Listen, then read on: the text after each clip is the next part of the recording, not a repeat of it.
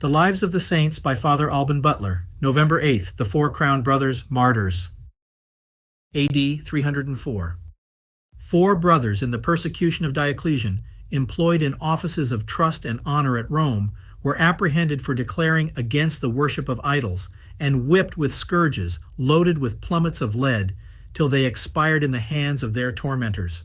They were buried on the Lavican Way, 3 miles from Rome, and were at first called the Four Crowned Martyrs.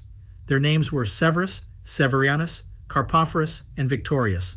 Pope Gregory the Great mentions an old church of the Four Crowned Martyrs in Rome. Pope Leo IV in 841 caused the church to be repaired and the relics of these martyrs to be translated thither out of the cemetery on the Lavican Way. When this church had been consumed by fire, Paschal II rebuilt it, upon which occasion the relics of these martyrs were discovered under the altar in 2 rich urns, the one of porphyry, the other of serpentine marble, deposited in a stone vault.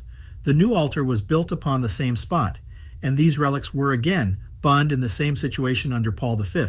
This church is an ancient title of a cardinal priest. 5 other martyrs called Claudius, Nicostratus, Symphorianus, Castorius, and Simplicius, who had suffered in the same persecution, were buried in the same cemetery. Their precious remains were translated by Leo IV into the same church and are likewise honored there to this day.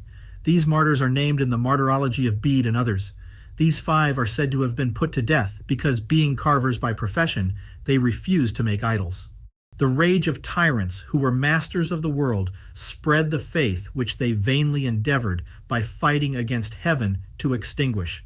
The martyrs who died for it sealed it with their blood and gave a testimony to Jesus Christ, which was, of all others, the strongest and most persuasive.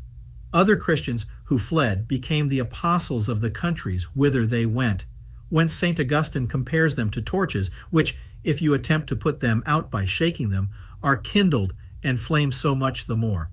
The martyrs, by the meekness and fervor of their lives, and their constancy in resisting evil to death, converted an infidel world and disarmed the obstinacy of the most implacable enemies of the truth.